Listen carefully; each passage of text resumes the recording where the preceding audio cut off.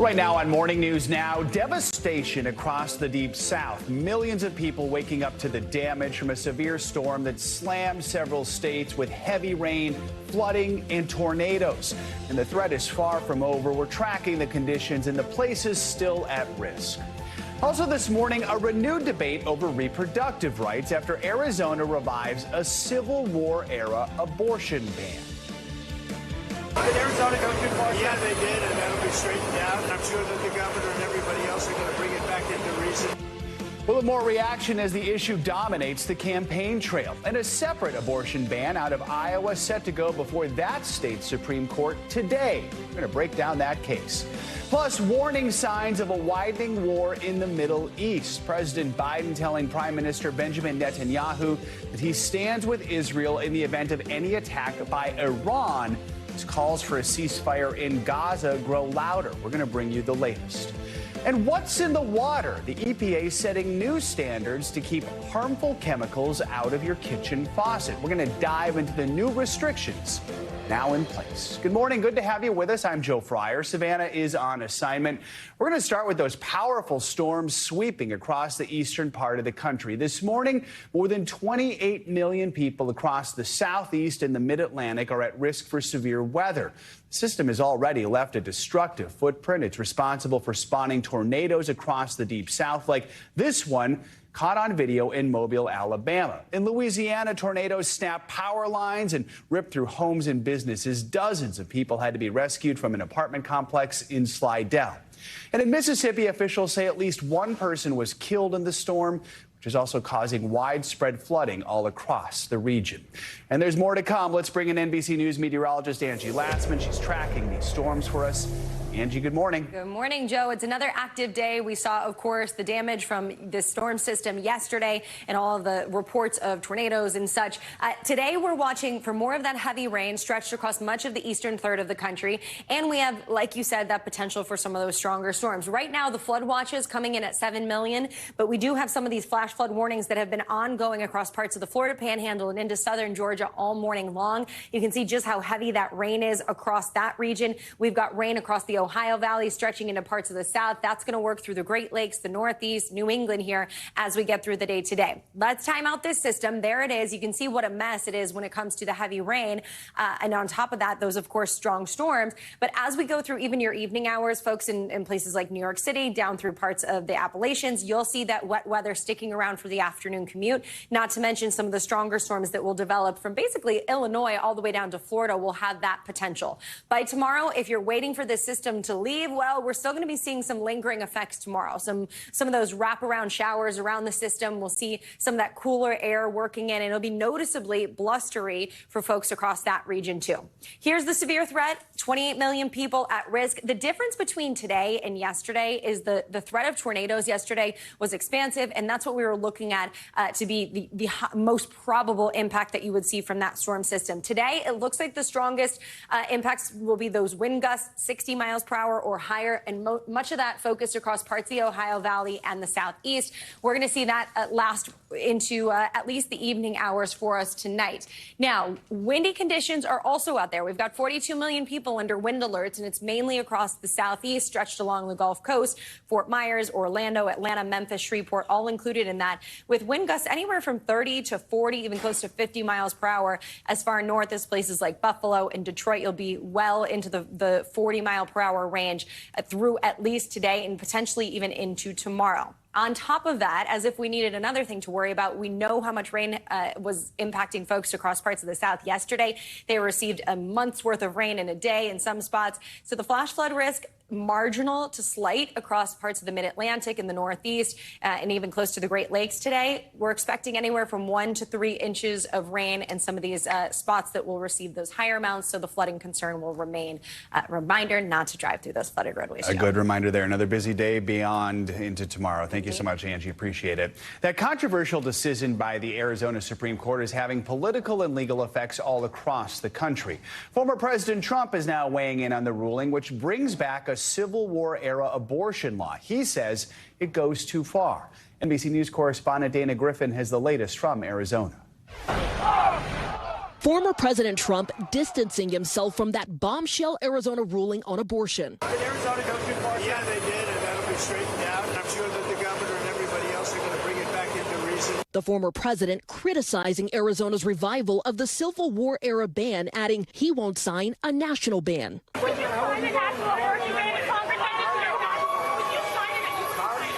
And controversial Republican Arizona Senate candidate Carrie Lake endorsed the 1864 law 2 years ago. We have a great law in the books. We will be a state where we will not be taking the lives of our unborn anymore. Now saying she opposes it, adding Arizona voters will make the decision on the ballot come November, when an initiative to protect abortion rights will likely be on the ballot.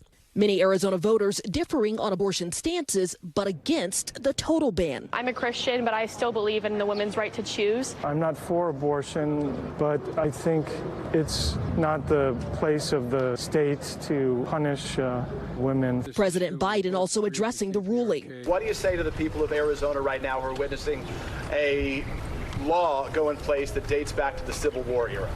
Elect me. I'm in the 20th century. 21st century, not back then.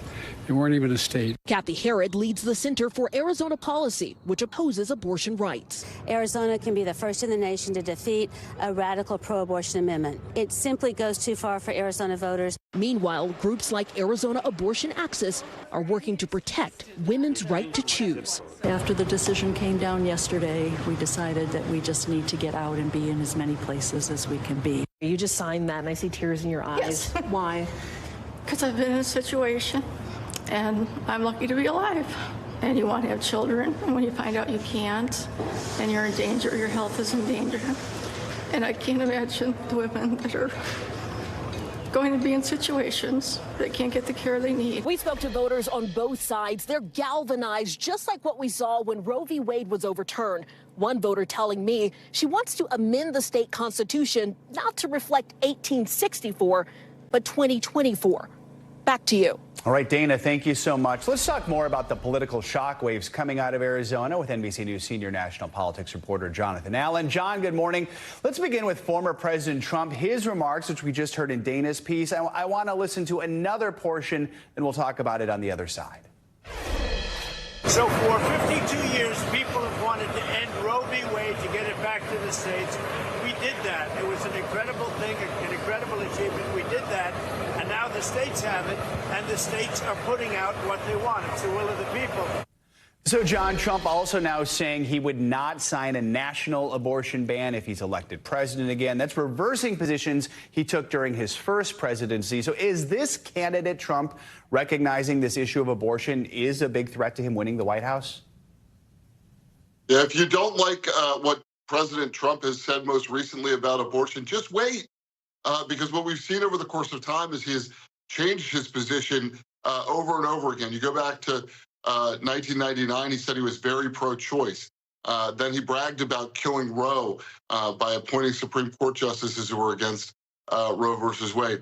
He said at one point that women should be punished for having abortions, and now he says it should be left to the states. I think, yes, this is a danger to him electorally. It's the reason that he came out with a position that reverses what he said before. He used to be in favor of a national ban. Now he's against it. He's trying to find a safe place politically on an issue that divides Republicans. He used to unite them. Most Republicans wanted Roe to be overturned, but then once it was overturned, they didn't have a plan for what they were going to do with these state laws, whether they're the new state laws like Florida with its 6-week ban or the ones that date back to the Civil War before we would have been able to talk on television or streaming. Yeah, much less or anything else. So, I mean, let's talk about that lack of unity. We have seen some of Trump's biggest supporters, like Senator Lindsey Graham, even the former Vice President Mike Pence, now publicly criticize Trump's new stance on abortion. Normally, we see Republicans follow his lead. Abortion seems to be a different issue. Why is it we're seeing this pushback among some of his allies with the election just months away? Yeah, I think a part of it is that some of those allies, and particularly you look at Lindsey Graham, they're trying to find a place on abortion where they can basically get the law to say that most abortions are illegal, and at the same time not lose elections for the presidency, the Senate, and the House. And they have decided that this sort of weeks-based ban meaning 15 or 16 weeks at the national level, with some exceptions if the woman's life is in danger or in cases of rape or incest. They've decided that that's like politically the best they're going to be able to do.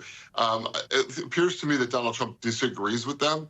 And often when Donald Trump disagrees with what comes out of Republicans in Washington, he's right, but not always. John, real quickly, what is it we are hearing from Republicans within the state of Arizona who are likely running for office this year, knowing abortion could be on the ballot? They're running away as fast as they possibly can from this. So you saw, Carrie Lake there. She's completely flipped on this as she runs for a Senate seat in Arizona. Most of the Republicans in Arizona, even if they agree with the 1864 law, even if they agree that people who are involved in abortion should be punished with prison time, they understand that the politics of that are destructive to them, even in a state that has had that law on the books since it was actually a territory. So, I think they're going to continue to struggle with it until until that 1864 law is repealed and something else is in place. And even then, they may struggle with it. This is an issue where there's a relatively silent majority. The numbers are pretty clear. Most Americans don't want to see abortion banned. Which is why so many Democrats want to get it on the ballot here in November. All right, John, thanks as always for your reporting. Appreciate it. Another fight over abortion rights is also playing out in Iowa today. That state Supreme Court is set to hear arguments on whether the so-called fetal heartbeat law should go into effect. That law bans abortion at 6 weeks before many women do know they're pregnant. It provides exceptions for rape, incest, fetal abnormalities, or when the mother's life is at risk. The law was passed and signed into law last summer, but a district judge temporarily blocked it before it could go into effect, allowing for courts to hear legal challenges. Iowa's Attorney General is appealing the lower court order defending this new law. NBC News Now legal analyst Angela Senadella joins us now to break down the case. Angela, good morning. So we should point out this challenge, while it's playing out in the courts, abortion does remain legal in Iowa until the 20th week of pregnancy. But walk us through this case and the key arguments we're expecting. Sure. So the state here is saying that once Roe v. Wade was overturned, then the right to determine what an abortion law should be was kicked back to the states. And here both the legislature and also the governor have passed this law, signed it into law, and so they believe this is the will of the Iowa people. Now, on the flip side, though, we have the other side holding on to this hope of really Iowa judicial precedent. So when Roe v. Wade was overturned at the national level, the U.S. Supreme Court reversed their own position nationally with regards to case law, allowing abortion to be protected as a right to privacy. Now, at the same time, though, that Roe v. Wade governed as law of the land, state Supreme Courts, like in Iowa, had made similar decisions, interpreting their own constitutions to also apply this high, rigorous legal standard to any challenges to abortion. Now, that was never specifically reversed. So this is really a procedural debate where the opposition is trying to say, because that was not reversed in the state of Iowa, that is still precedent. So we should still look at these new laws with a high level of challenge. So last year, Iowa's Supreme Court deadlocked on a previous version of the 6-week abortion ban, which is why we still don't see a ban in that state right now. Is this different? What's different about this case? Joe, they're actually almost exactly identical. So what happened was this new law was passed because the other one was deadlocked, because the other one wasn't pushed forward. And it really just shows you how powerfully and strong the people of Iowa, in terms of the legislature and their officials, want to push this through. So the law is the same. The difference is just that because it is a new law, it can be re-challenged. If Iowa Supreme Court says, yes, we're going to let this 6-week ban go into effect for those who are abortion rights supporters, do they have any other options at this point, or is this a done deal? So in the state of Iowa, it's very difficult. We've seen other states, like in Florida, the ability for voters to go possibly choose directly by putting a ballot measure at the election and being able to vote themselves. But Iowa restricts that because their state constitution requires the state legislature to approve any language. So it's unlikely that they would do that, given that they already passed this bill. So at this point, if the Supreme Court of Iowa but does not stop this, it is likely there's very limited recourse. Very interesting, and a reminder, every state is always totally different. Exactly all right. right. Angela Senadell, as always, thank you so much. Turning now to the Israel-Hamas war, military officials confirmed the 3 sons of Hamas's top political leader were killed by an airstrike in Gaza yesterday. That leader's name, Ismail Haniyeh. He's now accusing Israel of carrying out the strike in the spirit of revenge and murder. Israeli forces say the 3 brothers conducted militant activity in central Gaza, but did not elaborate on what that activity was. Now, it's unclear if the airstrike will complicate the already delicate negotiations between Israel and Hamas.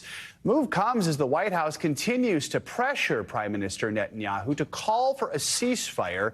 President Biden recently said he does not agree with Netanyahu's approach and urged Israel to allow more humanitarian aid into Gaza.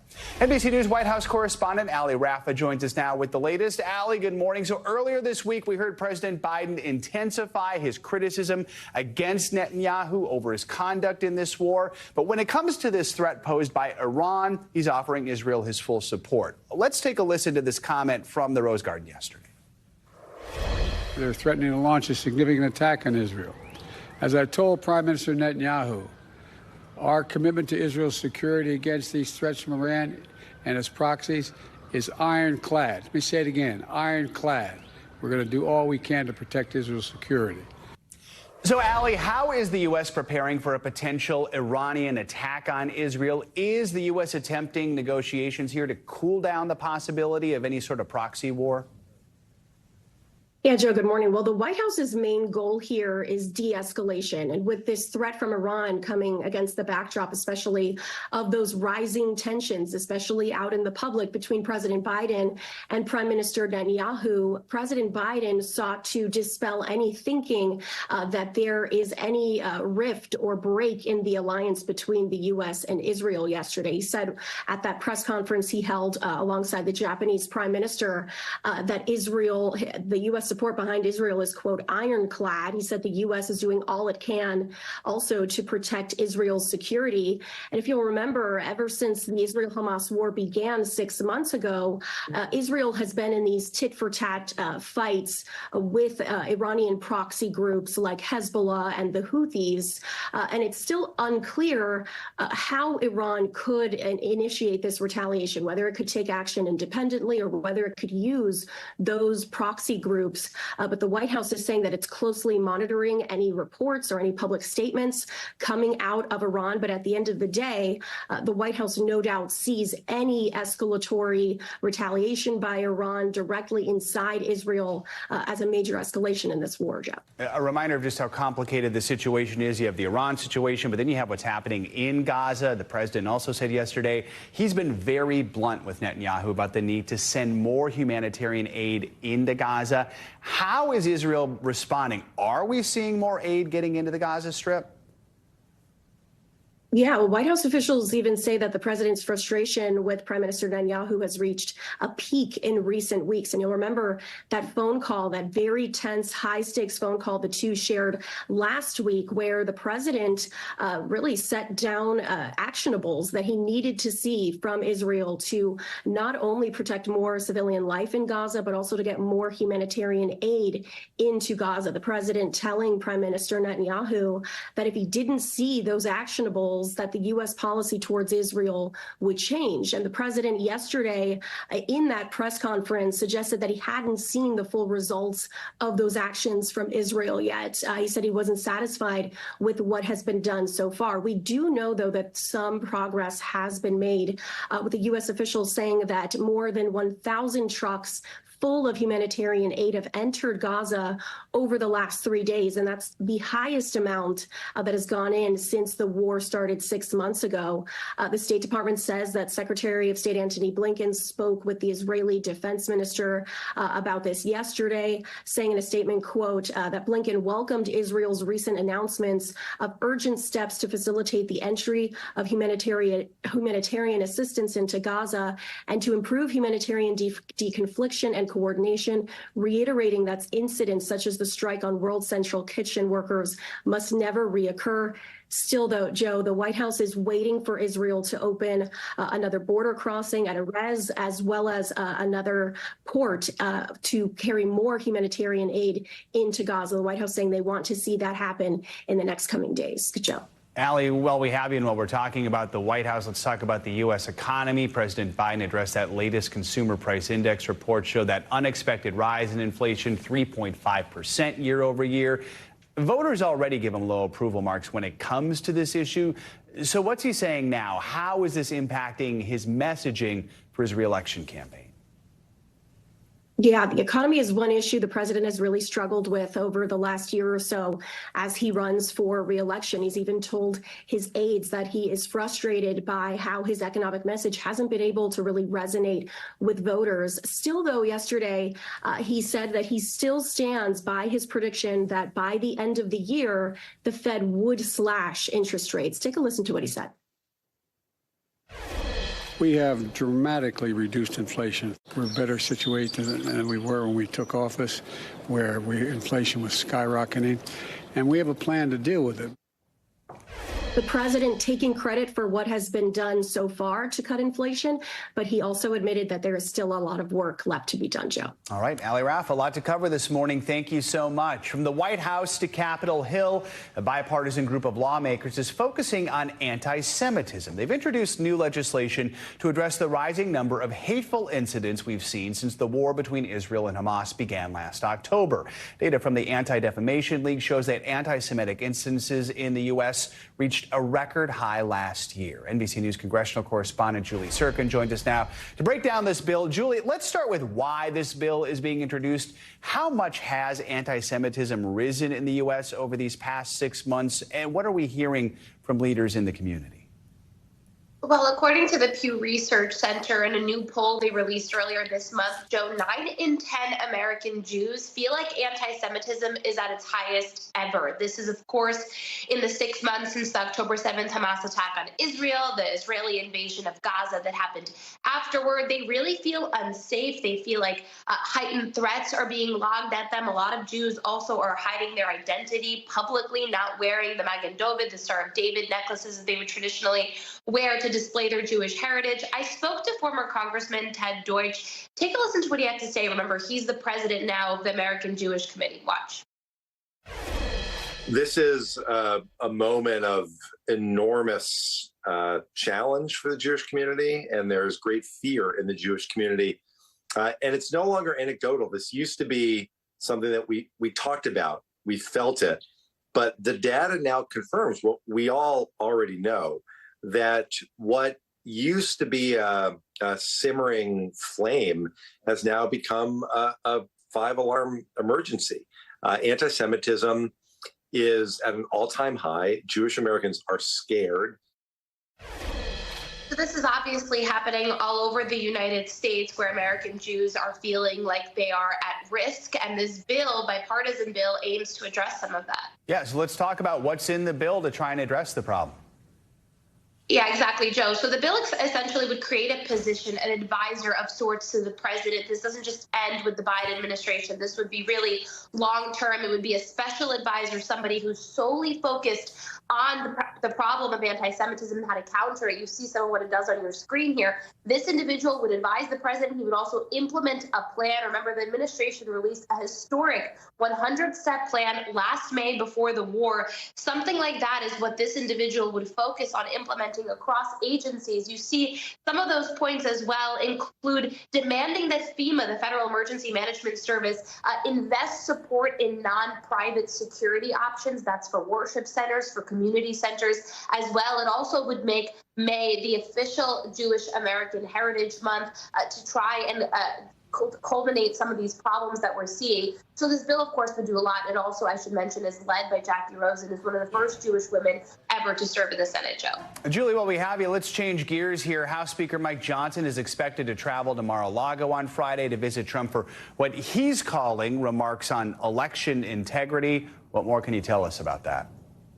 Well, Look, they're keeping the details close to their vest. I even tried to ask Johnson about this yesterday. He said, we'll see. I'm very excited to travel down there to Mar-a-Lago. But you'll remember the political situation that Johnson finds himself in. Marjorie Taylor Greene, for example, a hardline Republican who is a big ally of the former president. She's currently holding a motion to vacate Johnson over his head. So perhaps he's doing this in a way to extend an olive branch to that faction of the party to show them, hey, listen, I'm still really close with the former president. I'm doing exactly what he and what the Republican Party wants me to do. But in terms of the topic here, it is on election integrity. It's not clear what the two are going to announce, whether it's some new policy or some new legislative effort that they're going to try to take on together. Remember, Johnson was one of the architects of that amicus brief that he signed, that he led in the House on behalf of former President Trump, demanding that the 2020 election results be counted again, be overturned. So he was really involved in that effort. So I'm curious to see what he says with the former president on stage tomorrow. All right, we'll see what happens. Julie Sirkin, thank you so much. Next week, former President Donald Trump will become the first former U.S. president to face a criminal trial. The case here in New York involves hush money allegedly paid to adult film star Stormy Daniels before the 2016 election. But with so many cases swirling around the former president, it can be hard to keep them all straight. So this morning, we are joined by NBC News national correspondent Yasmin Vasugian to help us break down how we got here. Yasmin, good morning. Good morning, Joe. Despite all of Donald Trump's efforts to delay this trial, it is beginning on Monday morning. Will likely go on for 4 to 6 weeks. But we want to remind folks that this dates all the way back to the 2016 election and the release of that Access Hollywood tape. Take a look. On August 21st, 2018, Michael Cohen, Donald Trump's former fixer, pled guilty to 8 counts in Manhattan federal court. Cohen alleged in a court of law Donald Trump directed him to make illegal payments to influence the 2016 election. He worked to pay money to silence 2 women who had information that he believed would be detrimental to the 2016 campaign. Those 2 women, adult film star Stormy Daniels and Playboy playmate Karen McDougal, were at the center of hush money payments by Michael Cohen ahead of the 2016 election. Women, and even more women like me, matter. Cohen paid $130,000 to Stormy Daniels, and Karen McDougal got $150,000 from the National Enquirer. A deal Trump's fixer Cohen said he orchestrated himself on behalf of Donald Trump and the Trump Organization. Donald Trump and the organization deny those allegations. Do you know about the $130,000 payment to Stormy Daniels? Manhattan District Attorney Cy Vance began investigating those payments. He eventually subpoenaed 8 years of Trump's tax returns. The fight went all the way to the Supreme Court before Cy Vance got the documents in 2021. The Manhattan District Attorney now is in possession of former President Donald Trump's tax returns. And the next month, prosecutors turned their sights on Alan Weisselberg, the Trump Organization's CFO. And this guy is the ultimate service provider. He has been working for the Trump family for decades. If you crack these service providers, you can crack the case. And when Weisselberg refused to testify against the former president, prosecutors announced charges against the Trump Organization and the CFO. They both plead not guilty. 15 counts for a range of charges, from larceny to tax evasion to falsifying records. It shows the DA here, Cy Vance, meant business during this multi-year probe. In January of 2022, a new Manhattan DA, Alvin Bragg, is sworn in with speculation over whether he will pursue charges. But on April 7th, 2022, he releases a statement saying in part the investigation continues. In August of 2022, Alan Weisselberg pleads guilty and agrees to testify against the Trump Organization. And 4 months later, the Trump Organization is convicted, found guilty of tax fraud, and eventually Alvin Bragg calls a new grand jury. We finally got answers on the political, financial, legal, moral, public corruption scandal. And in March of 2023, Trump posts on Truth Social of an imminent arrest. Thank you. And while the arrest on that day did not happen, on March 30th, 2023, Mr. Trump was indicted on 34 counts. Days later, in a Manhattan courthouse, he was arraigned. He's pled not guilty. Charging a former president of the United States for the first time in history on a basis that every single pundit and legal analyst said there is no case. There's no case. 3 separate times, Joe, just in the last couple of days or so, the former president and his attorneys have tried to delay this trial, and every single time, especially last night in the appellate court, they denied those motions that were filed to delay. So it looks as if, as of today, and I'll believe it when I see it come Monday, this trial is going forward 4 to 6 weeks. They'll be off on Wednesdays, likely off for Passover as well. Star witnesses there, 2 of the folks that were mentioned in that piece, Michael Cohen, Stormy Daniels. I think the big overarching question is, will Michael Cohen be a star witness for the jury? Will they find him believable? All of that will unfold starting Monday. 4 days away. 4 days away. See what happens. All right, Yasmin, ready. thanks for breaking it down. We appreciate it. Much more to come here on Morning News Now. Later this hour, tapping in. The EPA now limiting so-called forever chemicals in our drinking water. The new restrictions now in place. Up first, after the break, a celebration turned tragedy in Philadelphia. We're going to bring you the latest on a shooting near a mosque during the end of Ramadan. Stay with us. We'll be right back. 3 people are recovering this morning after a shooting near a Philadelphia mosque. Police say that around 1,000 people were gathering to celebrate the end of the holy month of Ramadan. When the shooting started, police swarmed the scene within minutes and say at least 30 shots were fired into the crowd, sending people running for cover. People were jumping tables, going up under trucks and stuff. Like, people just shooting for no reason. Hard to hear a small child describing that. Let's go to NBC News correspondent George Solis, who's in Philadelphia. First of all, George, just walk us through how all this unfolded. And do we know if this Muslim celebration was actually being targeted?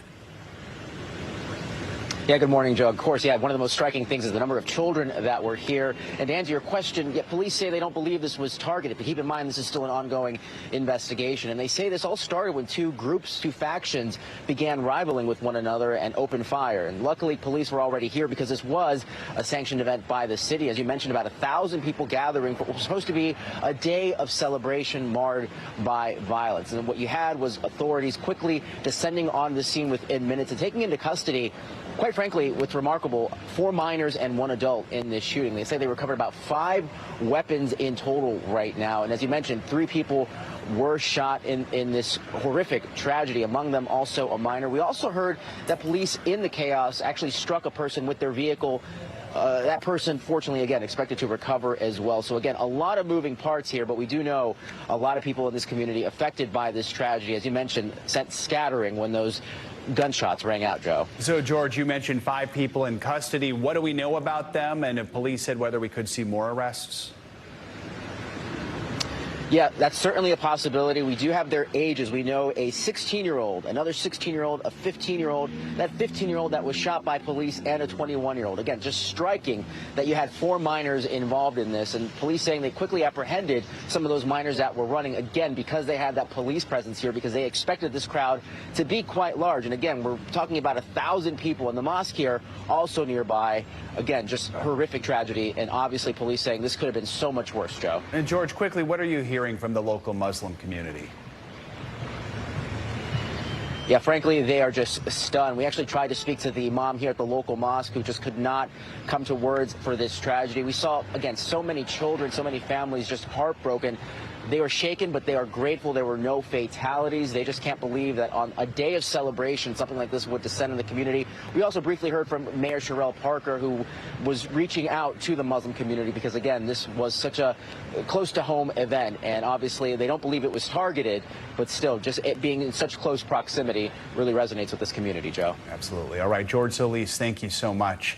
Now to what's making headlines around the world this morning, a landslide win for the opposition party in South Korea's preliminary elections. NBC News international correspondent Josh Letterman joins us with that and other world news. Josh, good morning. Hey, good morning, Joe. Those results from the election are now in, and it has been an overwhelming victory for South Korea's liberal opposition party, the DPK. It is a huge blow to President Yoon Suk-yeol and his People's Power Party, and is already leading to several high-level resignations. Yoon has been under intense pressure over inflation in South Korea, as well as a long-running doctors' strike. Now let's head to Guatemala, where some 44 forest fires are now burning, including a large one near a suburb of Denver, densely populated Guatemala City. President Bernardo Arevalo says 80% of those fires were started by people in a country where farmers often will burn grass in their fields ahead of planting season. The president has declared a natural disaster, and the country has now canceled classes for students in the affected regions. And finally, to Paris, where at this summer's Olympic Games, track and field will become the first sport to give prize money to winners. Although individual governments and sponsors have long paid medalists, this is the first time the sports body will directly pay winners, and it is ending the 128-year tradition of the Olympics officially being an amateur competition. World Athletics says gold medalists will get $50,000 and members of winning relay teams will split that prize. Joe? Wow, interesting. I mean, the athletes already have plenty of motivation. There's a little extra motivation right there. All right. Josh, thank you so much. Coming up, recovering and rebuilding. When we come back, we're going to take you to Baltimore as the city cleans up from that catastrophic collapse of the Key Bridge. Plus, filtered out, the new federal rules meant to keep harmful chemicals out of your tap water. This is Morning News Now. It's been a little more than 2 weeks since a cargo ship lost power and hit a bridge support, causing the catastrophic collapse of the Francis Scott Key Bridge in Maryland. As the challenging cleanup process continues, so does the search for the bodies of the 3 victims still unaccounted for.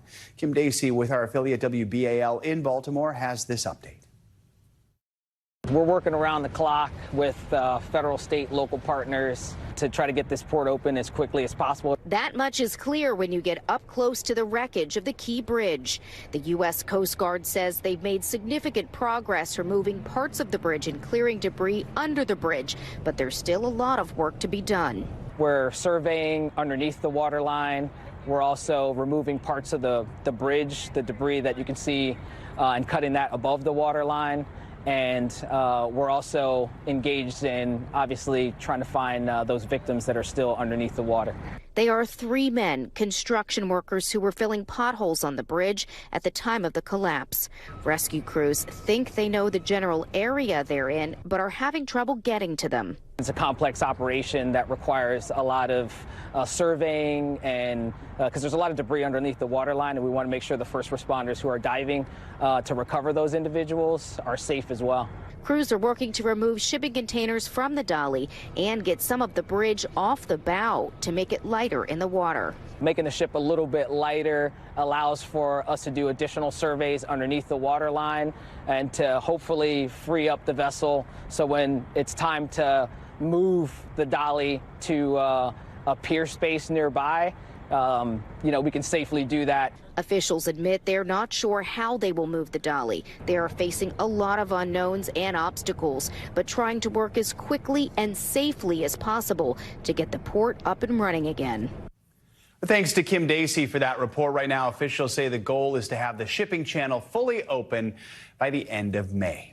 The Environmental Protection Agency is setting new standards for drinking water that are meant to limit our exposure to dangerous man-made chemicals. It is the first time the government is putting limits on so-called forever chemicals, hoping to prevent thousands of deaths and serious illnesses, including cancer. Now, the EPA says that means once the rules take effect and the systems are in place, when around 100 million Americans turn on their taps, the water that comes out will be essentially free of the harmful chemicals called PFAs. Let's talk more about this. We are joined by Dr. Jamie D. Witt. She is a professor of environmental and molecular toxicology at Oregon State University. Dr. DeWitt, good to have you with us to help us understand this. Let's start by asking about these forever chemicals. What are they? What are some of the risks? And how tough is it to take them out of or keep them out of our water supply? Hi, Joe. Thank you. PFASs stand for per and polyfluoroalkyl substances. These are synthetic chemicals that you probably have in your home and your workplace. They're used to make materials, stain, water, and oil repellent. So they're used in nonstick cookware, in rain repellent gear, in film forming foams that firefighters use. They're even used in turnout gear for firefighters. They're used in paints and other types of textiles. So they're all around us. We know that they're linked to various diseases. You've already mentioned cancer. They also increase cholesterol. They can suppress the immune system. And by having these rules put in place, people are going to have their exposures to these compounds greatly reduced. How hard is it to keep them out of our water supply? So they are pretty much everywhere scientists have looked. They're in many different surface waters, including lakes and rivers and groundwater. Right now, the only technologies that can get rid of PFAS in drinking water are filtration technologies. So there's no chemicals that break them down. There's no bacteria that can break them down. They have to be filtered out with specific types of technologies. Let's talk about these rule changes here. The EPA is technically limiting 6 types of these chemicals. There are thousands of them out there, I understand. So how is this going to make a difference in our water? So this is really a monumental step forward for the Environmental Protection Agency. This is the first time a rule like this has been made under the Safe Drinking Water Act in quite some time. And yes, it's only 6 PFAS, and it's thought that there are about 14,000 individual PFAS chemicals. But with the technologies that will filter out these 6, there's great hope that many other PFAS also will be filtered out with those technologies. So you mentioned filtration. That makes me wonder, has my Brito water filter been doing a good job? I mean, are there things we can do at home to try and avoid the intake of these forever chemicals? Absolutely. Filter pitchers can be effective as long as you change the filters regularly. They're not the best at getting rid of most PFAS, but they can get rid of some. Reverse osmosis is another technology that can be used, but that can be a little bit cost prohibitive for most people. But there are also ways that you can reduce your exposure to PFAS from other sources. You can purchase products that are known not to contain PFAS. You can do your research and find those companies that have gone PFAS free. All right, some useful advice. Dr. Jamie DeWitt, thanks so much for joining us this morning. Appreciate your time. Thank you. Coming up, a major insurance company under fire after tens of thousands of homeowners learned their policies will not be renewed. What State Farm is saying next on Morning News Now. Welcome back. Tens of thousands of Californians will soon be without home insurance. It's after a major insurer told homeowners their policies would not be renewed. That means fewer options for coverage coming right as wildfire season is about to kick up. NBC News correspondent David Noriega has more. The devastation of wildfires in the western U.S. extending well beyond these charred remains, with people now losing the ability to insure their homes. California residents are scrambling after 72,000 property insurance policies were dropped by the state's largest home insurer, State Farm. They pulled out of the state of California, and there's nothing we can do other than beg. Jill Osborne lives in Sonoma County. While her home was not destroyed in a fire, it's one of thousands deemed high risk. She feels blindsided after losing insurance. They say, like a good neighbor, State Farm is here. Well, they're certainly not here for us. State Farm saying, in part, this decision was not made lightly, citing inflation, catastrophe exposure, reinsurance costs, and the limitations of working within decades-old insurance regulations as reasons for dropping the policies. How close that is to the highway. But for homeowners, insurance is more vital now than ever as the threat of natural disaster grows. There were more than 7,000 wildfires in California in 2023 alone. We are all struggling now with these very, very severe weather events for which you really can't defend yourself. And this isn't just a problem for Californians. In Florida, insurance premiums have soared as a number of major companies have pulled out of the state. You didn't write it out here, did you, or did you? No. In the aftermath of August's Hurricane Idalia, our Gabe Gutierrez spoke to one Florida resident who saw her home insurance rate double. Yep, I'm still paying it because you get nervous not to. Rates remain high, but relief for Florida homeowners could be on the way, as state regulators announced last week that 8 new insurance companies will enter the market. But back in California, the newly uninsured are reeling as wildfire season looms. We should not be living in fear during fire season every year. We need to have confidence in our infrastructure, and that is simply what we don't have right now.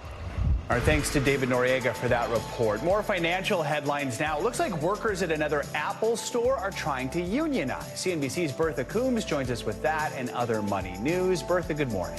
Hey, good morning, Joe. Yeah, another Apple store is looking to form a union. More than 100 employees at a location in New Jersey have filed a petition to do so. Now, if they're successful, it would be the 5th Apple store to move towards unionizing, although only 2 in Oklahoma and Maryland have actually formed a union. And those efforts have come with some pushback. Last year, the National Labor Relations Board filed a complaint alleging that Apple didn't offer enhanced benefits to those unionized workers at the Maryland store. More than half of users of so-called buy now, pay later services like Affirm and PayPal say that they've experienced at least one problem using the programs. A report from Bankrate finds those include spending more than they should, missing a payment, or then having trouble returning items or getting a refund. Half of users say they've chosen this payment method to try to spread out their cash flow, or because the services offer low or 0% interest rates and they feel buy now, pay later is more responsible than using a high-interest credit card. And Margot Robbie is headed back to the toy aisle for her next project, looking to pass go and collect way more than $200 at the box office. The Barbie star and producer is making a live-action Monopoly film. Hasbro is also involved. Monopoly is the world's most popular board game, available in more than 100 countries, selling nearly 500 million copies since it was first introduced back in 1935. And the game Monopoly was actually developed by a woman as well. So Margot Robbie continuing in that girl power lane. That makes sense. And I want to know who's going to play the wheelbarrow. I don't know about the wheelbarrow, but who's going to be Moneybags? So many possibilities. All right, Bertha, good to see you. Thank you so much. Coming up, it is not your average pet problem. Up next, how one family was caught off guard after they brought home their new pet, octopus. This is Morning News Now. Welcome back. The Caitlin Clark effect rolls on this morning. With Monday's WNBA draft getting closer, the All-Star shooter is expected to join the Indiana Fever as the #1 pick. And it won't be hard for fans to tune in. The Fever are slated to have 36 out of their 40 games featured by the league's national broadcast and streaming partners. Back in Iowa, Clark got the chance to wave a final goodbye to thousands of Hawkeyes fans at their home arena. Clark told the crowd that she is thankful for the chance to live out her dream. And to put the cherry on top of that superstar season, Iowa is retiring her jersey, number 22, because who could possibly wear that number after Caitlin Clark? Finally this hour, we've got a question for you. What was your first pet? A goldfish, a puppy, maybe a chinchilla? But one family in Oklahoma bought their 9-year-old son the surprise of his little lifetime, an octopus. But thanks to an unexpected twist, it's now a bit more than the family bargained for. NBC News correspondent Stephen Romo explains. How to buy an octopus 101. 9-year-old Cal Clifford's dream was to have his very own pet octopus. They just are so cool because they have 8 arms. 9 brains. Lucky for him, his parents were into it. He was extremely persistent, so he had asked for one for, like every birthday for like 7 years. And as it turns out, so was much of TikTok. They're very hard to take care of. The family from suburban Oklahoma documenting the full process of cephalopod ownership on social media. Their videos getting tens of thousands of likes. But it was no easy task. Preparing the tank water alone took over 8 weeks. Octopus tanks require special equipment to keep them healthy. Yeah, it was a lot of trial and error and just eventually figuring it out. And finally, the big day. A California 2-spot, also known as a BIMAC and lovingly named Terrence, or Terry for short, arrived at her forever home. No. She would just swim up, like attack the glass, and I put my hand in there and she would just like clasp on. But after just 2 months, Terrence had been acting strange. She laid eggs, which experts say is a bittersweet turn of events. When they hatched, that is essentially the end of her life. The family preparing to say their goodbyes until one night, Dad noticed something weird. And having it hatch in your hand and then seeing it swim across kind of your line of sight is one of the craziest things. The Cliffords, who have no prior octopus experience and who live nowhere near an ocean, finding themselves responsible for Terry and 50 hatchlings. Taking care of just one is a challenge. Personally, I would not keep an octopus at home for a pet. Like, I keep octopuses at work. It takes a lot of work. Each little octopus getting a punny name like JC or Ciance and requiring its own handcrafted container. We've just gained a greater appreciation for what an amazing animal it is. It's been fun to kind of do it here at home, but definitely don't recommend it to anyone. So far, half have survived. The Cliffords taking it all in stride. She's right here. Yeah. Do you want to see her? See her back there? So our plan is to find suitable professional homes that can take care of them. And we, are prepared to take care of as many as we can. Our thanks to Stephen Romo for that report and to Ciance. Of course, as you heard in the piece, the Cliffords live in Oklahoma, which is obviously nowhere near an ocean. So right now the family is working on asking sanctuaries and zoos for support with the hopes of getting at least some of those babies adopted. We wish them luck. That's going to do it for this hour of Morning News Now, but stay with us. The news continues right now.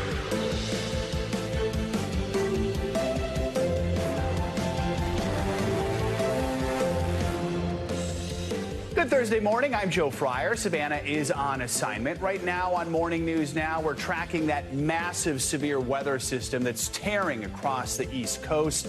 Millions of people from the Ohio Valley to the southeast waking up to the threat of powerful winds, driving rain, and tornadoes.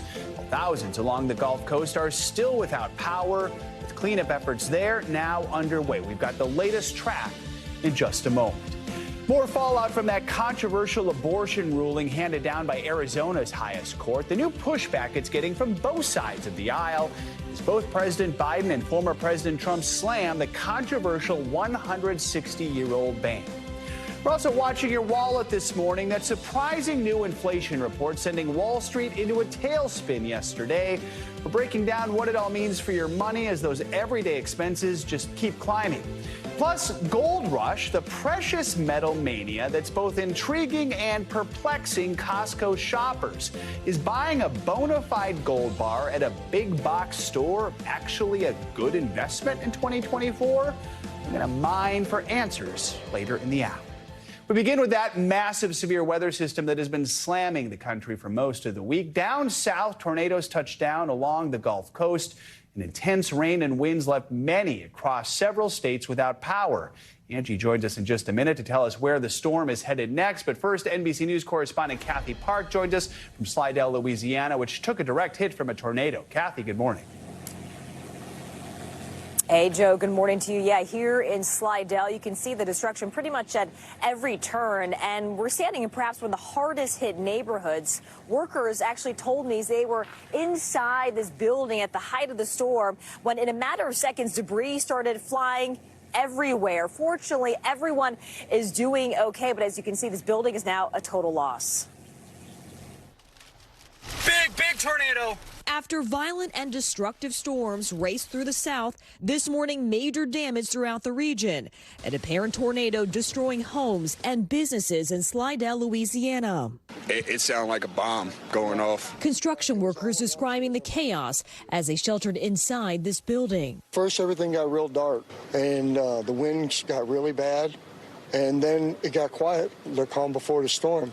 First responders working around the clock, helping roughly 50 people escape from this apartment complex, torn apart by the twister. An EF2 tornado also confirmed in Lake Charles, Louisiana, where winds up to 115 miles an hour led to significant damage. You can see from this view from above, roofs completely ripped from homes and cars smashed by debris. The storm also causing flash flooding in some areas, including New Orleans, where streets were underwater. In San Francisville, strong winds snapped trees like twigs, also bringing down power lines, leaving residents in the dark. Did you get warnings, alerts on your phone that this was headed this way? We got one, yeah, but within 2 minutes. Yeah, it was here, that, and the trees were toppling. Yeah. Severe weather also slamming Mississippi, where at least one death is being blamed on the storms. Flooding also hitting Texas. And in Katy, Texas, a confirmed EF1 tornado tearing through homes and businesses Wednesday morning. Our estimate is winds upwards of about 90 miles an hour. A week of wild weather, and it's not over yet.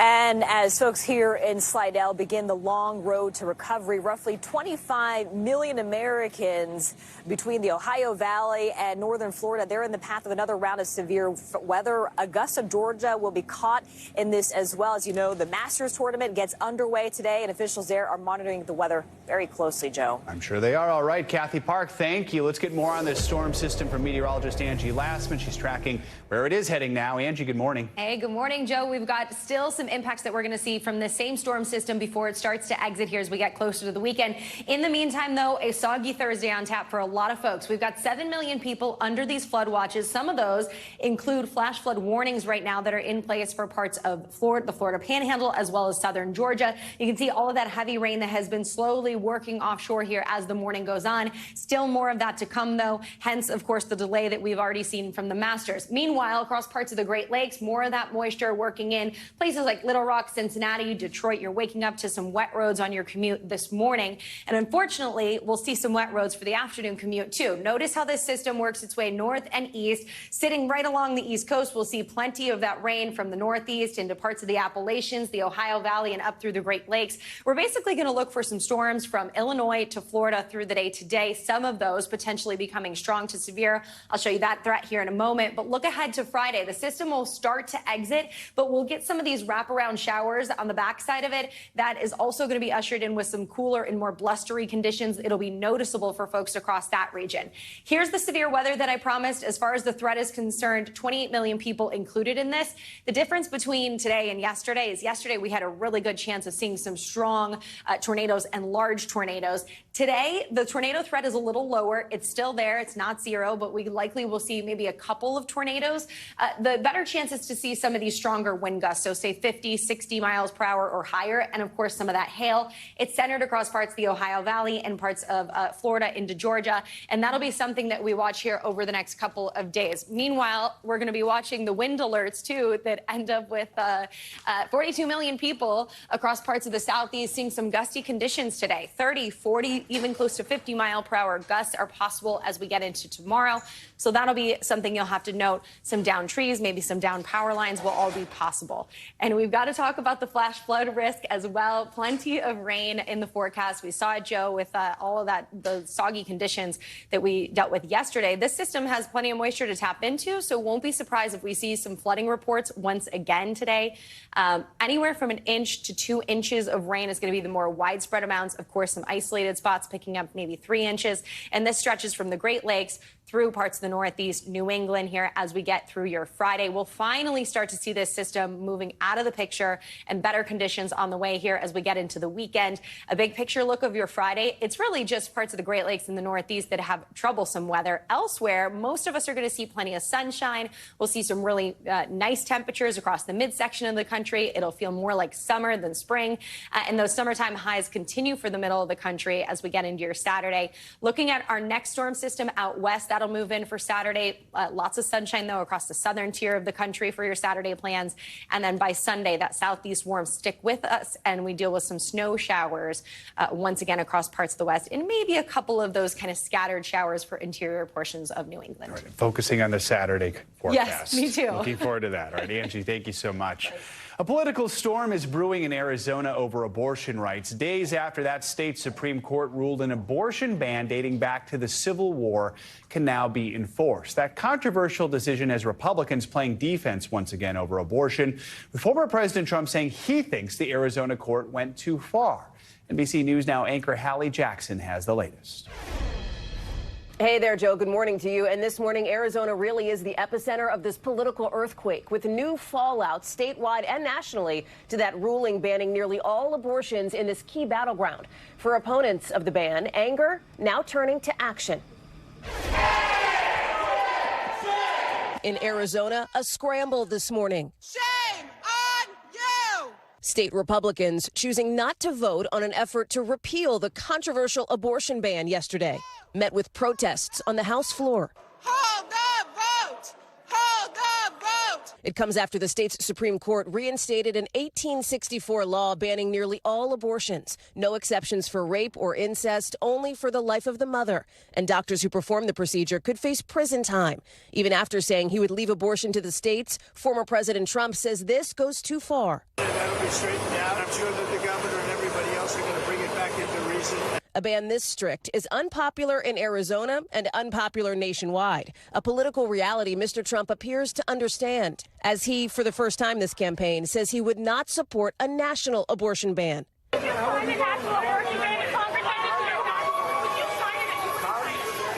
As president, Mr. Trump had backed a national abortion ban at 20 weeks and just last month signaled openness to a ban after 15 weeks. I'm thinking in terms of that, and it'll come out to something that's very reasonable. Now, the former president acknowledging overnight Democrats see a political advantage. The only issue they think they have is on abortion. And now all I say is the states are handling it, and it's totally killed that issue. President Biden argues this is not about states' rights, but women's rights. Our Peter Alexander at the White House. What do you say to the people of Arizona right now who are witnessing a law go in place that dates back to the Civil War era? Elect me. I'm in the 20th century, 21st century, not back then. They weren't even a state. And just this morning, we're learning more about the Biden campaign's new paid media blitz in Arizona now, according to officials, launching a 7-figure ad buy focusing on Mr. Trump's abortion position and rolling out a new ad this morning, all part of a larger, more aggressive Biden campaign tactic to target the former president on this issue, with Vice President Kamala Harris set to visit the state tomorrow. Joe, back to you. All right, Hallie, thank you. Now to the latest on the University of Idaho quadruple murder case. The suspect, Bryan Kohberger, was back in court yesterday for a hearing where his lawyers argued that he could not get a fair trial because of intense media coverage. Prosecutors argued the defense's survey for potential jurors could violate the case's gag order. A lot going on. Here's NBC News correspondent Kaylee Hartung with the latest. Hey there. So Bryan Kohberger's team has been trying to get the case moved out of Laydock County. And while the judge pushed back the hearing to determine the trial location until late June, we did get a preview of some of the arguments that the defense may use. Where do we go from here? Defense attorneys for Bryan Kohberger arguing a recent survey they ordered of local residents shows he can't get a fair trial and needs a change of venue. 81% of those who had heard about the stalking took a position that Mr. Kohberger is guilty. These are deeply held opinions in this community within this jury pool.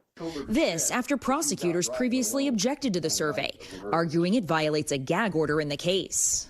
Have you read, seen or heard if Bryan Kohberger stalked one of the victims? The expert who crafted the survey taking the stand to defend his work, with questions by the prosecution quickly turning contentious. False that Mr. Kohberger allegedly stalked one of the victims. That's false. You know that to be false. I did. Yes. And being told that I am tainting the jury pool, I'm angry. Please go ahead and be as angry as you like as you continue your work for the defense in this case. It's been more than a year since Bryan Kohberger was arrested and charged with murdering college students Madison Mogen, Kaylee Gonzalez, Xana Kernodle, and Ethan Chapin in an off-campus home near the University of Idaho.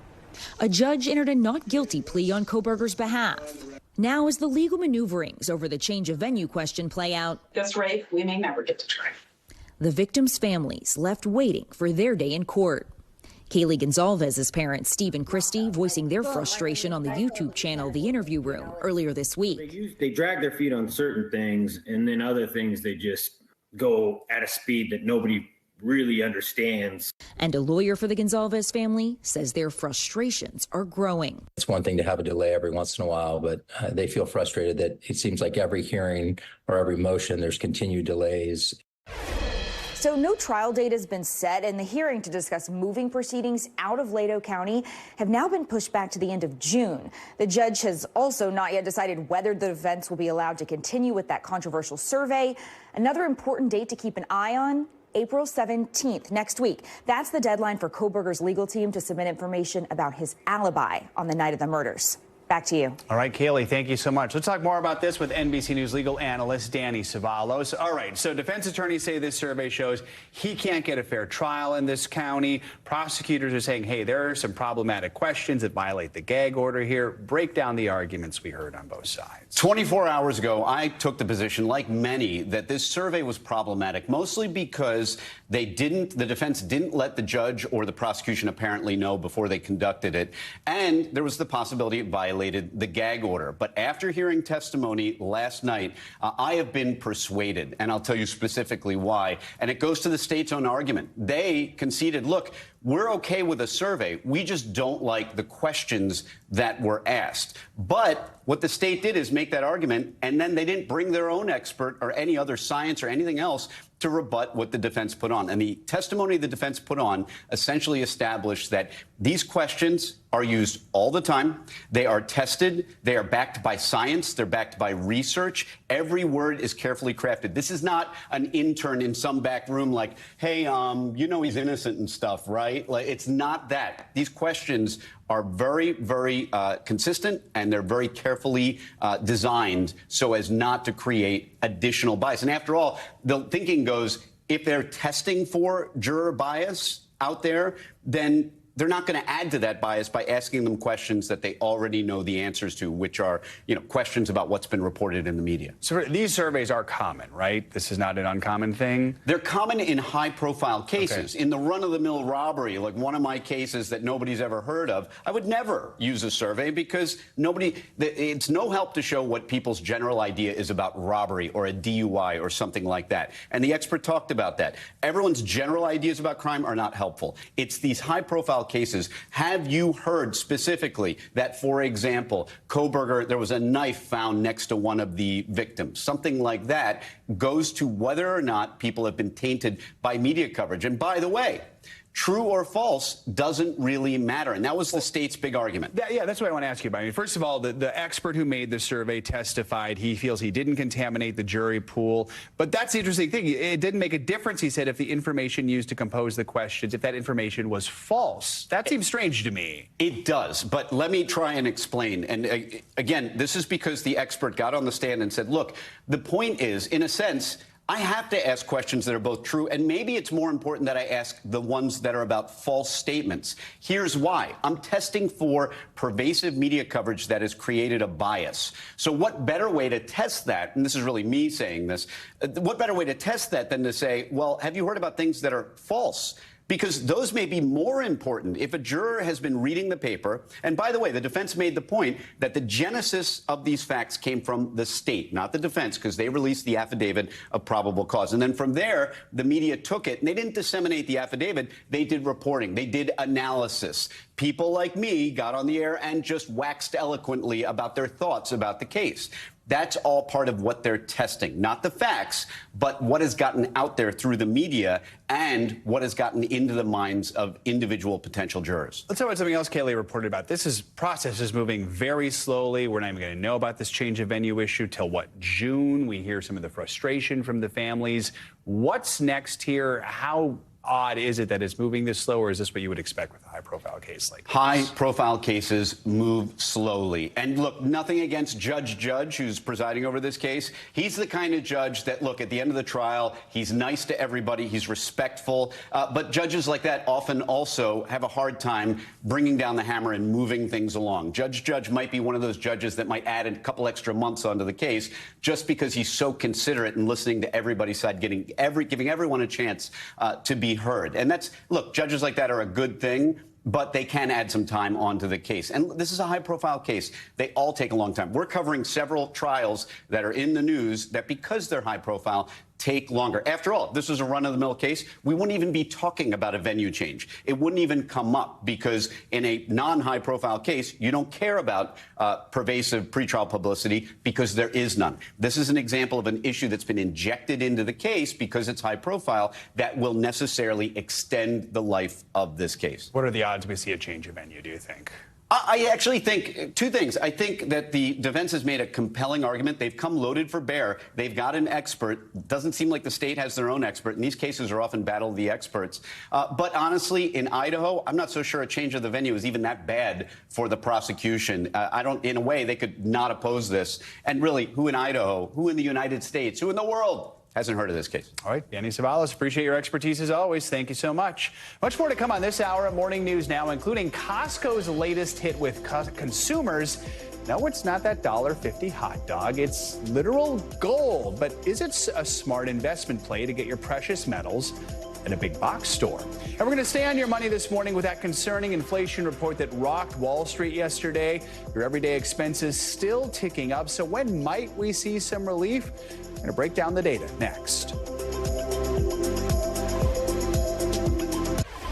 Welcome back. Investors are certainly hoping the markets rebound today after a hotter than expected March inflation report sparked a sell-off yesterday. All three major U.S. indices dipped Wednesday amid concerns that inflation not falling quickly enough, and that would likely delay any interest rate cuts by the Federal Reserve. March inflation held steady month over month, but rose by a more than expected 3.5% year over year. NBC News business and data correspondent Brian Chung joins us to talk more about this. So first of all, why are prices still going up? Where are we seeing it the most right now? Yeah, well, the reason why inflation came in hotter was because of two specific things. It was housing and also energy costs. So just the cost of putting a roof over your head, rents and mortgages did increase year over year, as well as gas prices. Just over the month, we did see prices at the pump rising by about a quarter. Now, the other thing that's also worth mentioning is food prices did go up as well, 2.2% compared to this time last year. So prices across the board are rising as consumers continue to spend, and those companies that are pricing things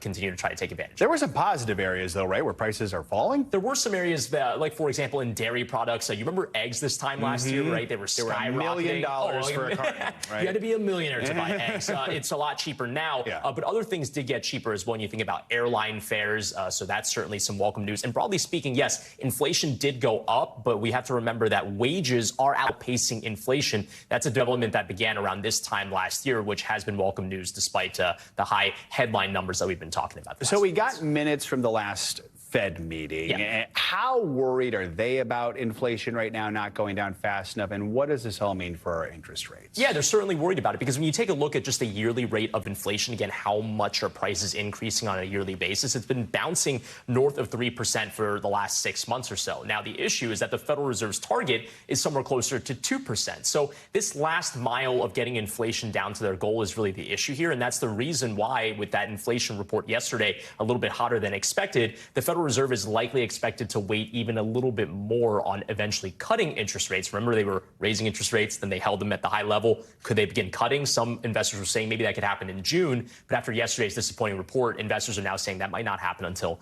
maybe the fall around September. So remind us what this means for consumers, especially those who maybe have been waiting to buy a house. Yeah, well, I mean, look, mortgage rates have been historically elevated. They've been off the highs that we saw last October. But for the most part, the story is that as long as the Federal Reserve is not cutting interest rates, you're not going to see a dramatic decline in mortgage rates. Now, if that happens later on this year, maybe then that's when you'd see the 30-year fixed mortgage rate maybe decline a little bit further. But for right now, the story is that borrowing costs remain high, not just for your mortgages, but for your credit cards, your auto loans as well. Handle your debt because with the Federal Reserve not cutting interest rates, those interest rates remain pretty high, Joe. Is there any way to cool spending right now? And I realize if you get the answer to this, you might be the chair of the Federal Reserve. Not yet, but Joe. I mean, what could we see besides interest rates? Is there anything else that can be done, or is that just the main tool? Yeah, well, the big story for the Fed is certainly getting inflation down, and the lever that they have is interest rates. And the reason why is because if they make borrowing costs higher, they hope that demand and consumer activity and investment by businesses, that's a big part of this picture as well, will slow down. And that has happened. I want to point out that inflation was pacing at something like 9% in the summer of 2022. So 3.5% is market progress from that point in time. But again, it's not yet mission accomplished. The Fed hoping to continue to lean into high interest rates to hopefully get that down to 2% soon. All right, Brian Chung, as always, thank you so much. Let's get to international headlines now, starting with a new round of Russian airstrikes in Ukraine. NBC News international correspondent Josh Letterman has that and other world news. Josh, good morning. Hey, good morning, Joe. Ukrainian authorities say a massive Russian missile strike has destroyed one of Ukraine's largest power plants near the capital of Kyiv. Firefighters are working to put out a large fire in the turbine, but the energy company says the plant's generation capacity is totally gone. Russia's recent missile strikes have focused intensely on Ukraine's energy infrastructure, and President Zelensky is now pleading for more air defenses from the U.S. and from other allies. Back here in Europe, major immigration changes are coming after the European Union's parliament narrowly passed an overhaul that's been in the works for about a decade. Now, the goal is to ease the burden on countries on the EU's border, like Greece and Italy, that have been overwhelmed by migrants from the Middle East and North Africa. But rights groups say it lessens protections for asylum seekers and will dramatically increase deportations. And finally, if you've ever visited Washington, D.C. during the spring, you've probably seen those iconic Japanese cherry blossoms that bloom for a few weeks every year. Now, Japan says it will give 250 new cherry trees to D.C. to replace ones that are being ripped out this summer during repairs to the tidal basin seawall. Japan's Prime Minister Fumio Kishida announced the gift during a White House visit, calling the trees as timeless as the friendship between the two countries. And as a longtime Washingtonian, I can tell you they are truly a gem of the nation's capital. Absolutely. Joe? All right, Josh, thank you. Perfect segue to our next story. A night of glitz and glamour at the White House. President Biden and First Lady Dr. Jill Biden hosted a state dinner yesterday for Japan's Prime Minister. The event brought out some big names like Robert De Niro and Paul Simon. NBC News senior White House correspondent Gabe Gutierrez joins us now from the White House with more on that. Gabe, good morning. Hey there, Joe. Good morning. It was quite a night. And today, the president is set to host the first ever trilateral summit with Japan and the Philippines. It comes after a glitzy celebration that drew celebrities, tech giants, and plenty of cherry blossoms.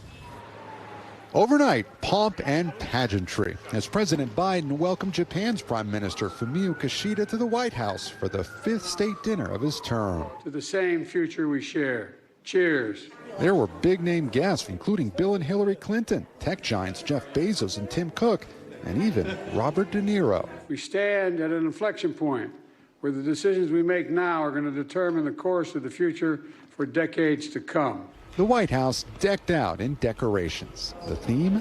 Bounty of Spring. On the menu, a California roll-inspired starter, ribeye steak for the main course, and for dessert, salted caramel pistachio cake with cherry ice cream, an ode to the cherry blossoms Japan gifted to the United States in 1912. The president looking to strengthen his alliance with Japan as the U.S. faces a growing threat in the region from China and North Korea. The Biden administration striking deals to upgrade military capabilities in Japan, as well as partner on AI research. Without question, our alliance is literally stronger than it has ever been. Japan and the United States stand together, and everyone should know that as well. Son is 9 years old. Closing out the night, a performance by the legendary Paul Simon.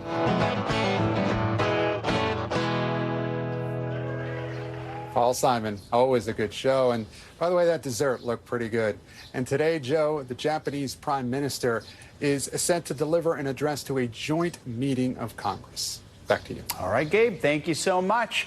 Coming up, we've got an update on that alleged gambling scandal that's swirling around MLB superstar Shohei Ohtani and the LA Dodgers. When we return, the federal charges his interpreter could soon face. That's next.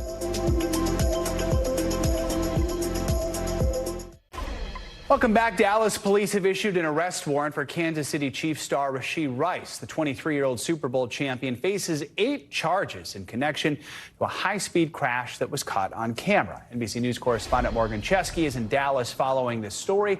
Morgan, good morning. Yeah, Joe, good morning. And Dallas police say that Rice was driving a leased Lamborghini down a Dallas highway when he lost control and then caused a collision involving 4 other vehicles. Now, as of right now, it's been about 12 hours or so since DPD issued that arrest warrant, and so far, no word from Rice or his attorney. This morning, new charges against Kansas City Chiefs receiver Rashee Rice, 2 weeks after a wild collision on a Dallas highway caught on camera. The frightening crash, police say, was caused by a speeding Corvette and Lamborghini driven by Rice. The major accident on the freeway at 6700 block of North Central Expressway northbound. The 23-year-old faces 8 charges, including 1 count of aggravated assault, another of collision involving a serious bodily injury, and 6 counts of collision involving injury. Following the arrest warrant, DPD's chief calling the investigation thorough and fair. adding the department intends to hold people accountable for dangerous conduct in our city. Last week, Rice apologized for his role in the collision. Posting on social media, he takes full responsibility and will cooperate with authorities. Rice's attorney also speaking out. Here you have a young man, 23 years old, never been involved in anything like this. People were injured. His heart goes out to them. NBC News has reached out to Rice's reps for comment on the charges, but has yet to hear back. According to authorities, the occupants of the speeding vehicles left the scene and were seemingly captured on this bystander's video. You guys all right? Yeah, that's it. Where are you guys heading? You guys all right? Yeah. We gotta get up here, bro. You guys just gonna leave it? Last month's midday crash involved several vehicles, sent 2 people to the hospital, but somehow no one was seriously injured. These images obtained by TMZ Sports showing the aftermath just seconds after it happened. Chiefs President Mark Donovan said this about the incident in a recent radio interview. We'll get to the bottom of it. We'll gather the facts, and then we'll react accordingly. Now, the NFL says it is currently monitoring the ongoing incident involving Rice. We did reach out to the Chiefs organization, but so far have yet to hear back. As for the driver of that other car, the Corvette, they are facing similar charges to Rice, and they also have yet to turn themselves in. And the passengers in both vehicles, according to Dallas police, will not be facing any charges. Joe. All right, Morgan Chesky, thank you. Turning to baseball, the former interpreter for L.A. Dodgers star Shohei Ohtani is likely to be charged by federal authorities in the gambling investigation. 2 sources familiar with the matter told NBC News. Ippei Mizuhara was fired last month amid allegations he allegedly stole more than $4 million from Ohtani for illegal sports betting. Ohtani has reportedly been assisting with the investigation and says he knew nothing about the bets made with his money. ESPN reports his claims of theft are also accurate, citing a source with direct knowledge of the investigation. An unconscious man who was rescued off the Florida coast has now made an astonishing recovery. First responders say his heart was stopped for more than 5 minutes, and that his survival, it's a miracle. Pamela Combe with our Orlando affiliate WESH has the remarkable story. A visit to New Smyrna Beach almost ended one 21-year-old's life. The first thing he said is he's never going to the beach again. Deputy Stan Manhart was one of the first responders on the scene the day Felipe Ribeiro de Souza got caught in a riptide. Several people were rescued March 30th. Ribeiro de Souza was the only one who was unresponsive. 2 boogie boarders pulled him out of the water. They put him on their board until lifeguard Dalton Smith reached them. We just let them know that they needed to hold his head up above water, and we just swam them all in together. Before they even reached the shore, Manhart began CPR. Sorry for the rushes.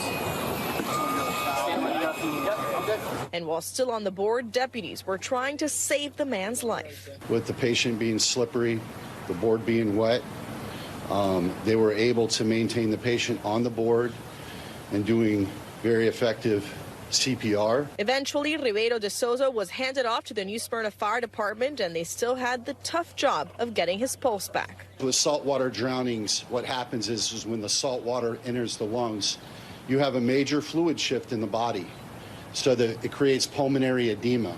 So this patient needed advanced life-saving airway procedures. Ty Tarno with New Smyrna Fire says the victim didn't have a pulse for 6 to 7 minutes. It was just a miracle that this young man was able to pull through. All 3 departments worked together seamlessly. You're only as strong as your weakest link, and there was no weak links here. Our thanks to Pamela Combe for that story. Officials say De Souza was swimming far from his staff lifeguard tower when he almost drowned, but has suffered no ill effects from that near-death experience.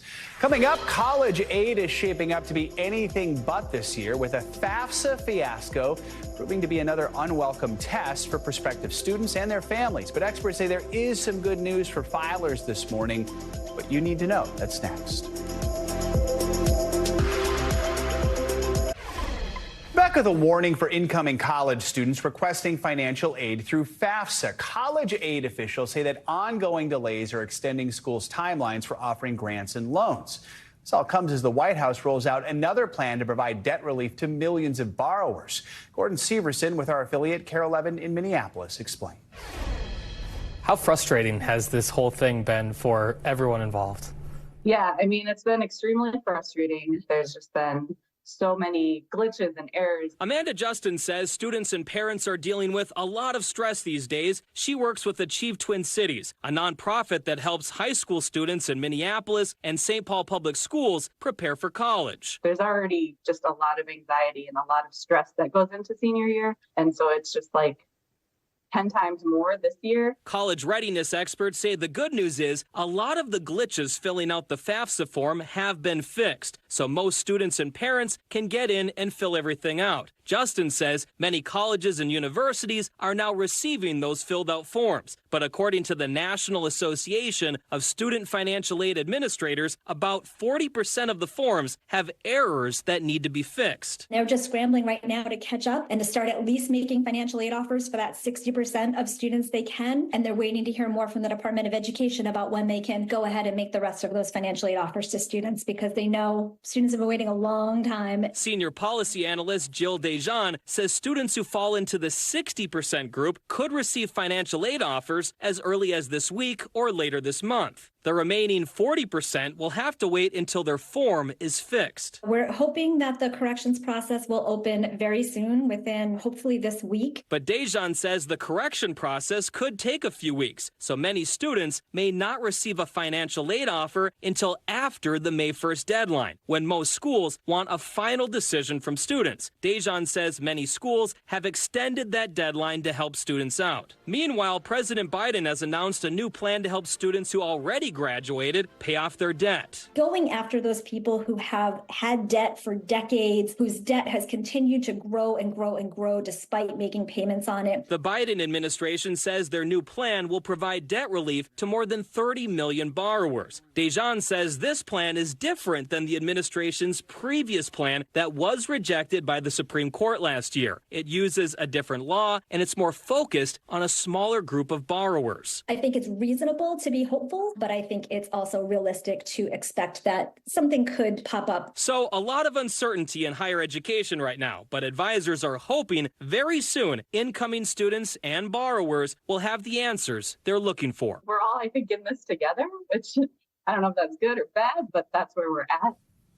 Our thanks to Gordon Severson for that report. Let's talk more about this with Investopedia's editor-in-chief, Caleb Silver. All right, this FAFSA debacle, it seems to be getting worse and worse. What's going on here? What's the impact going to be for students who are trying to figure out where they're going next year? Yeah, it's crunch time for families and it's crunch time for universities, because this is the period of time where they are making the offers to students with those discounts. So what's happening here is there were software errors when students were filling out the paperwork for their FAFSA and families were filling that out. There was incomplete information. It wasn't adjusted for inflation. There's all kinds of problems that has delayed this process. It's really important, obviously, for families that need to make this critical financial decision, but for universities as well. This is part of the calculus of how much they're going to get from their students, which means how much they're going to raise tuition next year. So it's all connected, and it's got to get figured out. You're going to hear about a lot of universities pushing the deadline out beyond May 1st for those acceptances. They have no choice, right, at this point. I mean, so for students who are stuck in this FAFSA limbo, what are their options at this point? Are there alternatives, backup plans they can make, or do they just have to be? There are some merit scholarships they can pursue. There's other ways to get money, foundation grants, et cetera. But if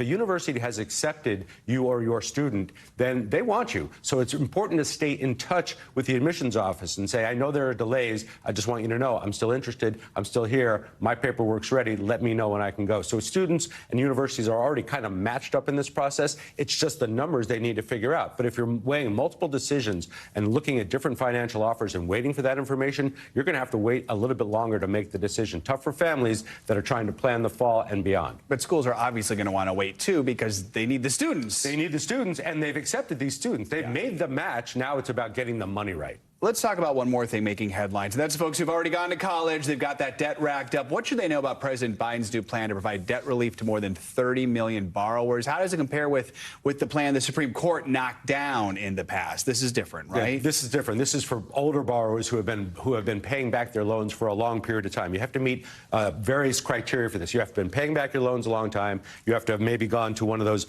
financially challenged institutions that might not be around anymore, one of those online universities. If you have hardship, you could get some of that loan forgiveness, and also the interest and the punitive penalties on some of those loans might be erased. But this has to go through a listening and hearing period. If this goes into effect, and that's a big if, students who have borrowed money won't feel this until July of 2025. And meanwhile, a lot of students are just wondering what type of financial aid they're going to get as they head into this next year. All right, Caleb Silver, thank you so much as always. Let's get to some breaking unemployment numbers. CNBC's Bertha Coombs joins us with that and other money news. Hey, Bertha, good morning. Hey, Joe. Yeah, we're getting some fresh economic data today ahead of a lot of speeches from Federal Reserve members. So as far as the unemployment picture, we saw weekly unemployment claims actually fall 11,000 to 211,000 from 222,000 last week. And when it comes to producer prices, that's inflation at the wholesale level, it actually rose less than expected, up 0.2%. You know, yesterday we saw consumer prices up 0.3%. Part of the reason for the producers, the fact that they are paying a lot less for gasoline, although they're still paying more for shipping. Meantime, Target is rolling out new technology to crack down on theft at self-checkout registers. Reports say the system called TrueScan can track down people who have been flagged for not scanning an item before they leave the store. The new technology will be introduced by the end of the year. Last month, Target announced that self-checkout lanes will now be restricted to 10 items or less. And one thing is actually falling unbelievably. Rents for apartments in Manhattan fell unexpectedly in March. The average rent for a new lease was $4,100. That doesn't sound terribly cheap, but it was actually down 2% or so from a year ago, which is unusual because prices tend to actually start to climb at the end of winter as they peak in the summertime. Manhattan is the nation's largest apartment market. But, Joe, there have been a lot more apartments coming on the market, so it just may be as simple as supply and demand. Bring on as many apartments as humanly possible. We need them here in Manhattan. We'll take the 2% or whatever else. All right. Bertha, thank you so much. Appreciate it. Well, homeowners know the struggle of creating their dream floor plans and bringing them to life. Well, now a new artificial intelligence program is generating those layouts in an instant. But architects worry it may bring their industry to a halt. CNBC real estate correspondent Diana Oleg has the details. Houses today are the product of design work done by architects. Oh, I like the second one. But this artificial intelligence program is looking to disrupt the industry. Meet Vitruvius. It's the brainchild of Jason Ballard, CEO of Icon, a robotic construction company that brought the first 3D printed community to Austin, Texas. The big vision of Vitruvius is to go all the way from human desire all the way through delivery. So like construction documents, budgets, schedules, even robotic instructions. The program already lets you design a home with detailed floor plans. The future, Ballard says, will include electrical, structural, plumbing, and mechanical in delivered plans, all to make the usually pricey process cheaper and faster. I'd like a log cabin style vacation ski home. Vitruvius asks you questions and learns from your answers, incorporating knowledge from every design it's ever seen. I'd like an open floor plan for family events. I tried it out with Ballard's help. It's got the fireplace in your bedroom, as you have asked, and it's a traditional log cabin style, as you have asked. Text prompts. This looks expensive. Can you make the home more affordable? Lead to nearly instant renderings. The kitchen's smaller, I see. Everything is smaller. Everything's a little more basic. Architects aren't going to love you very much. I have no doubt that tools like this are going to change the way that we do things. Michael Bruckwick has been an architect in the D.C. area for roughly 30 years. It certainly is a disruptor, and it certainly will arrange and rearrange staffing and productivity and how and who does what. He said he sees AI taking over some basic areas like restrooms and stairways in offices or hotels, but not everything. Regulation-wise, one would still need an architect. Bruckwick says he's also concerned AI will stifle creativity because while it may have ingested millions of designs from the past, AI won't have a real architect's eye for the future. All right, Diana Olick, thank you. Coming up, striking gold at Costco when we return, the precious metal mania that's hitting shoppers in one of America's biggest box stores. But is it actually a good investment? We'll dig for answers next. We're back, and so is the Queen of Country with her new hit song. Of course, we're talking about my favorite person, the one and only Dolly Parton, who's now back on the Hot 100 50 years after her Billboard debut. Parton's song Tyrant, which she penned with Beyonce for her Cowboy Carter album, just debuted at number 44. Safe to say Parton has been working a little longer than 9 to 5. She first debuted on the charts with her 1974 classic Jolene, which hit number 60 at its peak. Taking the Dolly effect full circle, Beyonce's new spin on the hit Jolene now sits at number 7. Since it's Throwback Thursday, here's a fun fact. I actually got to meet Dolly Parton for an interview back in 2020, just over 4 years ago. Of course, she's still making a living, but now I think she might be doing a little better than barely getting by. Yes, she is as lovely as you could imagine. A new kind of gold rush is sweeping the country this morning. That's because Costco is now selling a limited number of gold bars. That's right, you can pick up a brand new bar of gold while shopping for your weekly groceries and picking up that hot dog. NBC News correspondent Sam Brock is in Miami with more.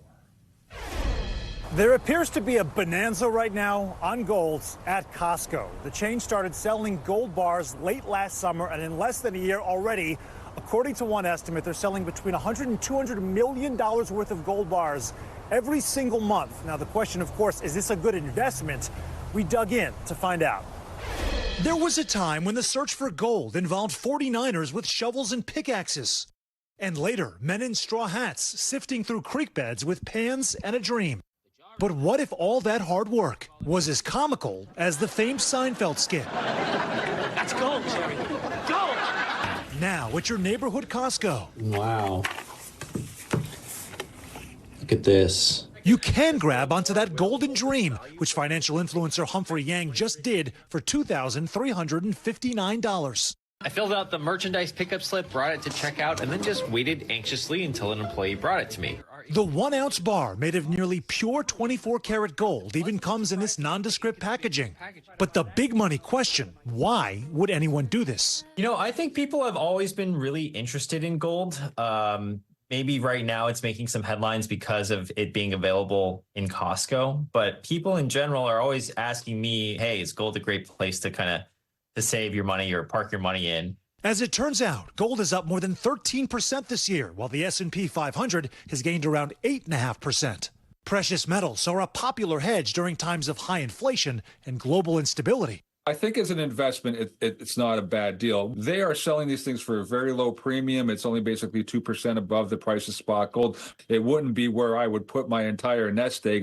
Still, the frenzy appears to be striking a chord with consumers. Come to Costco, you guys. You can get a 1-ounce little gold bar for $2,000. With a Wells Fargo analyst writing sales may now be running at $100 million to $200 million a month, though Costco declined to confirm any numbers to NBC News. The company also just launched 25-count tubes of 1-ounce Canada Maple Leaf silver coins for $679 online. But it's also buyer beware on one point. No returns, though. Sorry. Costco does not let you return that.